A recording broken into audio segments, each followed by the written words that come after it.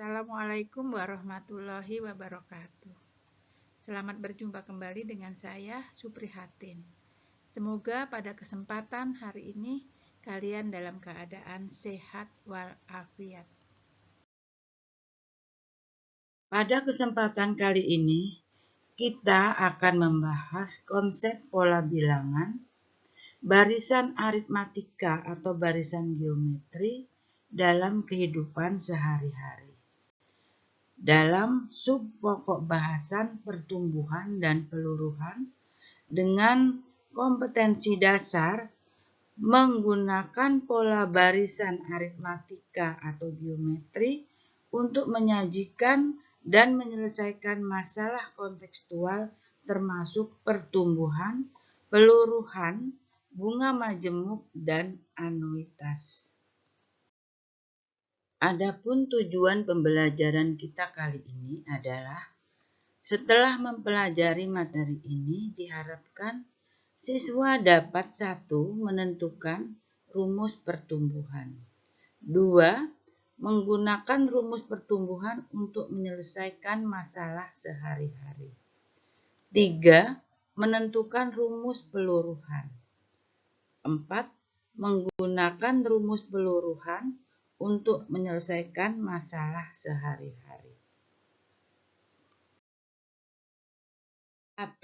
Pengertian pertumbuhan. Marilah kita perhatikan ilustrasi berikut ini. Rencana pembangunan IKN di wilayah Kalimantan Timur akan memberikan dampak positif di berbagai sektor. Salah satunya adalah sektor ekonomi. Pertumbuhan ekonomi yang pesat akan diiringi dengan meningkatnya harga tanah di wilayah itu dari waktu ke waktu. Diperkirakan kenaikan harga tanah di wilayah itu mencapai rata-rata 15% per tahun. Jika harga sebidang tanah saat ini 180 juta rupiah, berapakah harga jual tanah tersebut 4 tahun yang akan datang? Nah, ini masalahnya. Mari kita hitung. Harga tanah 180 juta. Itu sebagai harga awal.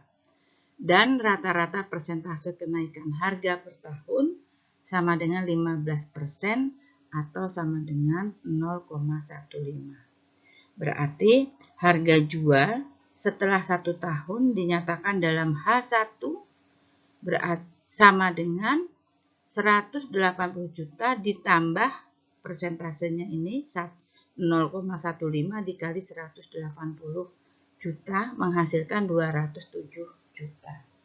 Di tahun kedua, harga awalnya tidak lagi 180 juta, tetapi 207 juta. Nah, dengan cara yang sama, 207 juta ditambah 0,15 dikali 207 juta sama dengan 238 juta 50 ribu. Harga jual setelah tahun ketiga dengan cara yang sama. Nah, bisa diperhatikan di sini. Hitungannya nanti bisa dicek sampai harga jual setelah tahun keempat. Nah, dengan cara yang sama di mana setiap perubahan tahun maka nilai awalnya berubah. Harga awalnya berubah. Nah, sekarang bisa dilihat di sini bahwa harga jual setelah 4 tahun adalah 314 juta 821.125. Nah, di sini kalau kita ingin menyederhanakan perhitungan ini, kita bisa lakukan seperti hal ini. Jika harga jual tanah dilambangkan dengan H dan persentase kenaikan harga adalah R, maka kasus di atas dapat diselesaikan dengan cara sebagai berikut. Nah, harga jual setelah 1 tahun, H1 berarti H ditambah RH. Dengan mengeluarkan unsur H, maka didapatlah H dikali 1 tambah R. Oke. Harga tahun kedua berarti H2 Harga awalnya berubah, tidak lagi H tapi H ditambah 1, H dikali 1 tambah R.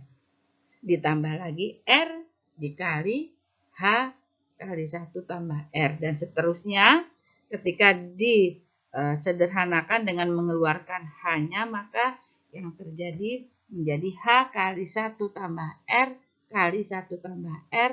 Kalau disederhanakan menjadi H kali 1 ditambah R pangkat 2. Nah, kemudian harga setelah tahun ketiga, H3 dengan pola yang sama. Nah, kita dapatkan H, ya ini bisa dicermati ya setiap langkahnya di sini. Nah, kita dapatkan H kali 1 ditambah R pangkat 3. Bisa kita tebak di tahun keempat, bukan? Nah, H4 sama dengan H ditambah 1 R pangkat 4. Jadi kalau H-nya adalah N, maka hasilnya nanti adalah H kali 1 tambah R pangkat N. Ini dia. Nah, inilah rumus pertumbuhan ya. Contoh. Pada tahun 2005, jumlah penduduk di suatu negara adalah 24 juta jiwa. Jika tingkat pertumbuhan penduduk rata-rata mencapai 2% per tahun, tentukan jumlah penduduk negara tersebut pada tahun 2025. Kita selesaikan. Diketahui dulu apa? Yang pertama adalah H, hanya adalah 24 juta. Kemudian R-nya 0,02, bentuk lain dari 2%. Kemudian N. N itu adalah selisih waktu dari tahun 2005 sampai tahun 2025. Kemudian yang ditanya adalah H20. Nah, kita jawab bahwa H20 sama dengan H kali 1 ditambah R pangkat 20. Sehingga H20 itu sama dengan 24 juta dikali 1 ditambah 0,02 pangkat 20. Kita sederhanakan menjadi 24 juta dikali 1,02 pangkat 20. Kita pangkatkan dulu 1,02-nya. Jadi 1,02 pangkat 20 menghasilkan 1,486. Kemudian dikali dengan 24 juta. Hasilnya 35.664.000. Nah, kemudian jadi di sini ya, jumlah penduduk di negara tersebut pada tahun 2025 diperkirakan mencapai 35.664.000 jiwa. 2. Pengertian peluruhan. Peluruhan bisa juga diartikan sebagai penyusutan. Perhatikan ilustrasi berikut.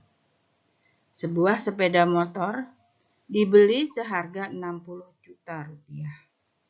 Setelah dipakai, harganya terus menurun. Penurunan itu rata-rata mencapai 10% per tahun.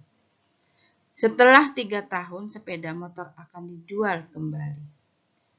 Berapakah nilai jual sepeda motor tersebut? Nah, perhatikan perhitungan kita berikut. Harga jual setelah 1 tahun sama dengan harga beli dikurang 0, jadi harga belinya ini 60 juta, dikurang 0,1, ini bentuk lain dari 10%, 0,1 kali 60 juta, dikurangkan tinggal 54 juta. Kemudian harga jual setelah 2 tahun, berarti H2 dan nilai awalnya tidak lagi 60 juta tetapi 54 juta. 54 juta dikurang 0,1 kali 54 juta. Hasilnya atau sisanya tinggal 48.600.000. Harga jual setelah 3 tahun berarti H3 sama dengan 48.600.000 dikurang dari 10%-nya, itu bahasa lainnya ya, sama dengan 43.740.000 rupiah. Nah, kalau ini kita nyatakan dengan bahwa nilai awal atau harga beli awal itu adalah H dan persentase penurunan adalah R, maka harga jual setelah 1 tahun dapat ditulis dengan H1 sama dengan H dikurang RH. Dengan mengeluarkan unsur H maka menjadi H dikali 1 dikurang R. Nah, ini mirip-mirip dengan pertumbuhan tadi ya, hanya tandanya yang berubah. Nah, ini saya rasa buat kalian akan lebih mudah karena sudah ada pengalaman. H2 sama dengan apa?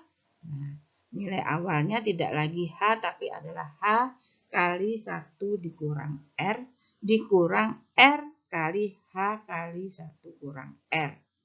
Disederhanakan atau dikeluarkan unsur H-nya menjadi H kali 1 kurang R dikali 1 kurang R. Karena ini sama bentuknya bisa kita pangkatkan 2. Jadi hasil akhirnya H kali 1 dikurang R pangkat 2. Nah, kalau begitu harga jual setelah 3 tahun tentunya kalian bisa menebak. Ya kan? Nah, ini hitungannya, rinciannya, dan akhirnya secara umum harga jual setelah 3 tahun itu adalah H kali 1 dikurang R pangkat 3.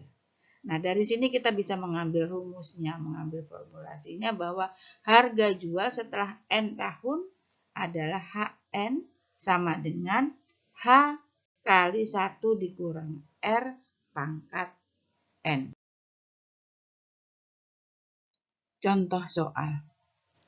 Sebuah mobil angkutan barang 2 tahun yang lalu dibeli dengan harga 100 juta rupiah.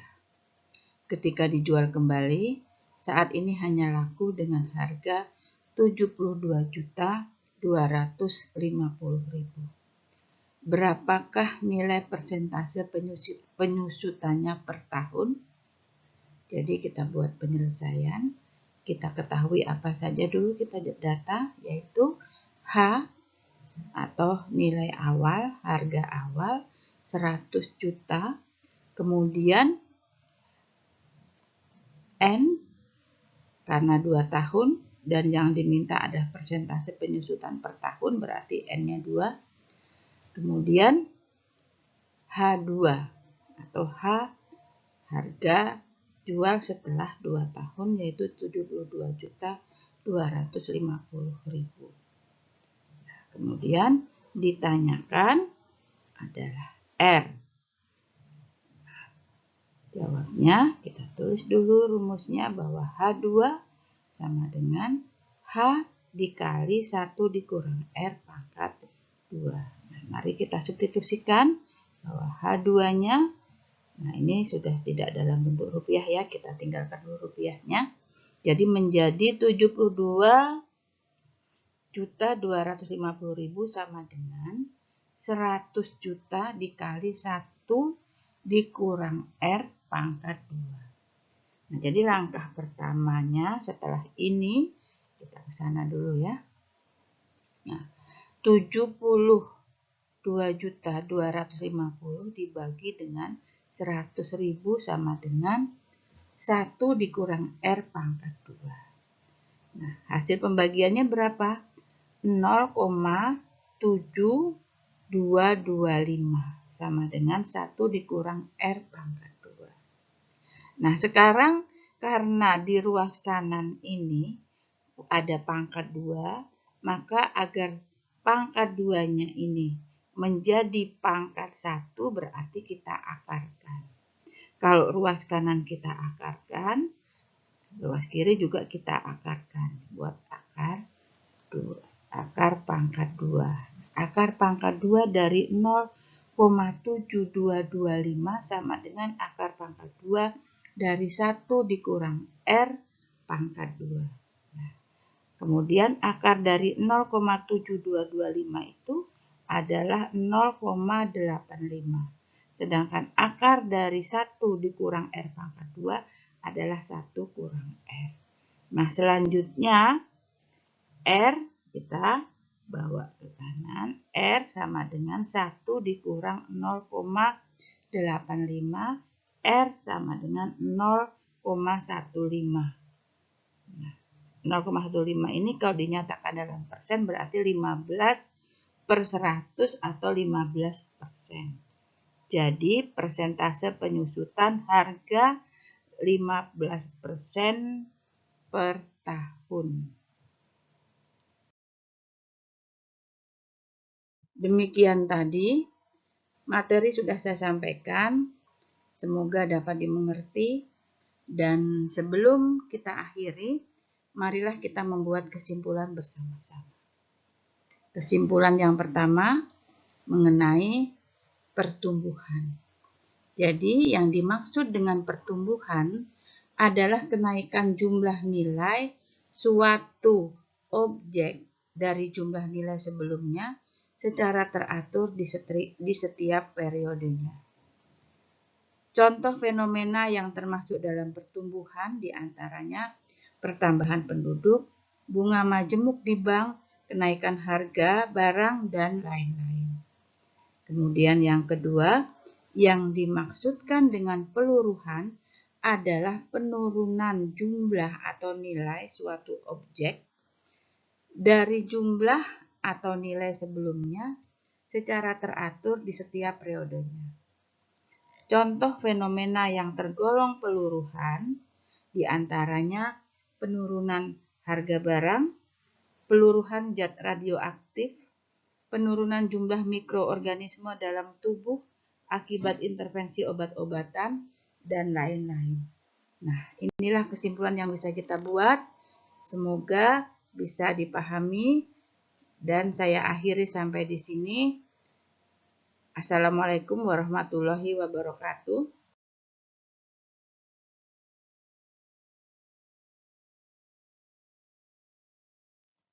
Sekian dan terima kasih.